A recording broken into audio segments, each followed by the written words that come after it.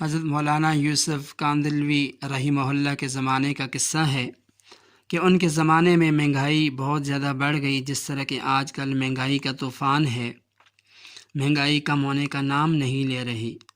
تو کچھ لوگ حضرت جی کے پاس آئے اور مہنگائی کا رونا رویا، مہنگائی کی شکایت کی، کہنے لگے کیا ہم حکومت کے سامنے مظاہرے کر کے اپنی بات پیش کریں؟ تو حضرت جی نے فرمایا کہ مظاہرے کرنا یہ اہل باطل کا طریقہ ہے۔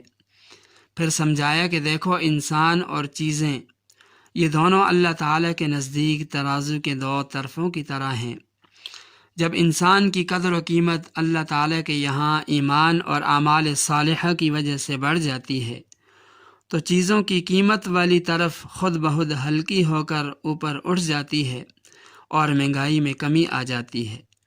اور جب انسان کی قدر و قیمت اللہ تعالیٰ کے یہاں اس کے گناہوں، نافرمانیوں، بغاوتوں کی وجہ سے، ان کی کثرت کی وجہ سے کم ہو جاتی ہے، تو چیزوں والی طرف وزنی ہو جاتی ہے اور چیزوں کی قیمتیں بڑھ جاتی ہیں۔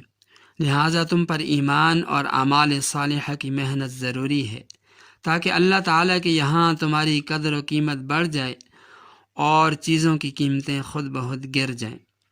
پھر فرمایا کہ لوگ فقر سے ڈرتے ہیں، حالانکہ یہ شیطانی کام ہے۔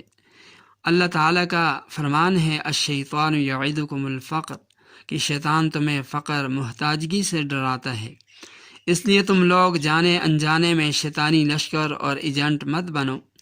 فرمایا اللہ کی قسم، اگر کسی کی روزی سمندر کی گہرائیوں میں کسی بند پتھر میں بھی ہوگی تو وہ پتھر پھٹے گا اور اس کا رزق اس کو پہنچ کر رہے گا۔ مہنگائی اس رزق کو روک نہیں سکتی جو اللہ تعالیٰ نے تمہارے مقدر میں لکھ دیا ہے، وہ تمہیں مل کر رہے گا۔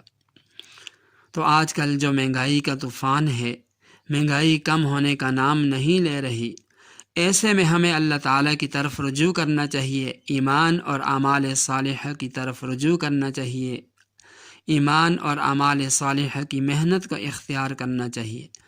اور بالخصوص جو مصائب ہیں، مشکلات ہیں، یہ انسان کے اپنے ہاتھوں کی کمائی ہوتی ہے، انسان کے اپنے گناہوں کا نتیجہ ہوتا ہے۔